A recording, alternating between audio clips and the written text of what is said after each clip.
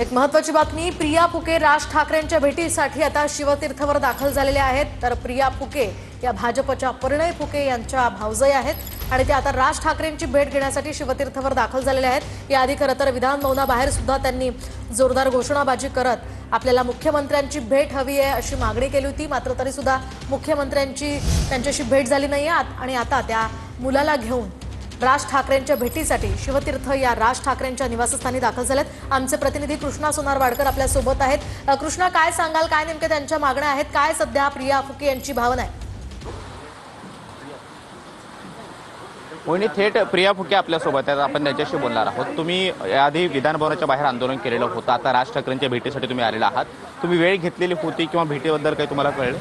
नाही, मी त्यांची वेळ नाही घेतली, पण मला अपेक्षा आहे की मला मदत करायला आता जे लोक येत आहे, मला सगळ्यांनी हे म्हटलं की राजसाहेब आपल्याला मदत करतील, ते तुम्हाला न्याय मिळवून देतील। जसं मी आत्ताच एक परिणय फुकेंची बाईट बघितली, त्याच्यामध्ये त्यांनी म्हटलं तर फार आशेने मी इथे आली आहे राजसाहेबांना भेटायला, की म्हणजे मी 2 लहान मुलांसोबत आली। काल त्या दिवशी हे सगळं प्रकरण घडल्यामुळे माझ्या मुलीला ताप पण आला, ते तिला मी घरी सोडलं, पण याला घेऊन आली। जसं मी आत्ताच परिणय फुकेंचं बाईट ऐकलं, तर त्यांनी म्हटलं की हे न्यायालयीन प्रकरण आहे आणि ते न्यायालयातनं होईल किंवा नाही होणार ते नंतरचा विषय।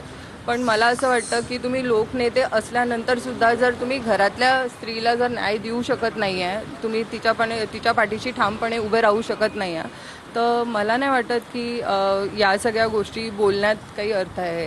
कारण माझं जे केस होतं, ज्याचा रिझल्ट 6 महिन्यामध्ये यायचा होता, तर परिणय फुकेंनी सगळं मॅनेज करून त्याला 1-1.5 वर्ष लावला। 1.5 वर्षानंतर